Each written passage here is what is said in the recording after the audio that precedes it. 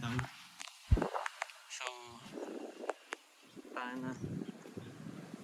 Isang taon na ata simula nung huling nakapunta ako sa spot na to.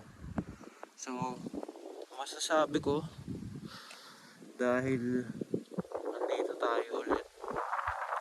Ayun, solid men. Imagine, di ba? Nakikita niyo ba yung view? Ganda oh. Oh.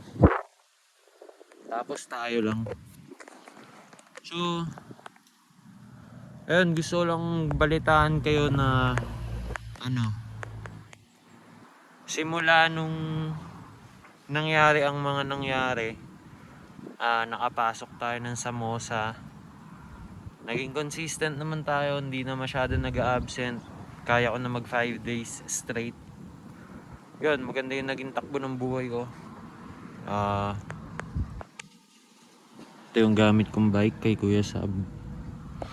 Tapos yun, maganda lang. Kumbaga, andito ako ngayon kasi kasama to sa bucket list na mapag free wheel mula Tagaytay hanggang Lemery. So, ayun, parang connect na din ulit sa roots kasi hometown natin yan eh.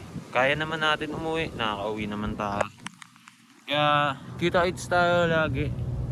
Ako, wala na akong masyadong marereklamo kasi lahat naman gumagana at the same time nagagawa ng paraan. So, kung ano man yung wala, kayang bilhin, kayang pag-ipunan, pagtrabahuhan. Yung mga nawala, ingat kayo. Yung mga andyan pa rin, consistent, kasabay ko sa galaw, sa lahat ng moves, sa pag-show up. Solid kayo men. Tsaka sa mga naniwala kay Wap. So kung isa ka doon, isa ka sa mga naniwala sa akin, despite everything na mga nangyaring shit, gusto ko sabihin na solid ka.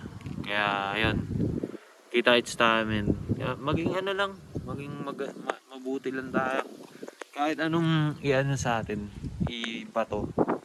Hindi naman natin kontrolado yung mga tao eh. Pero kung kontrolado natin yung reaction. So, huwag tayo maging emotional.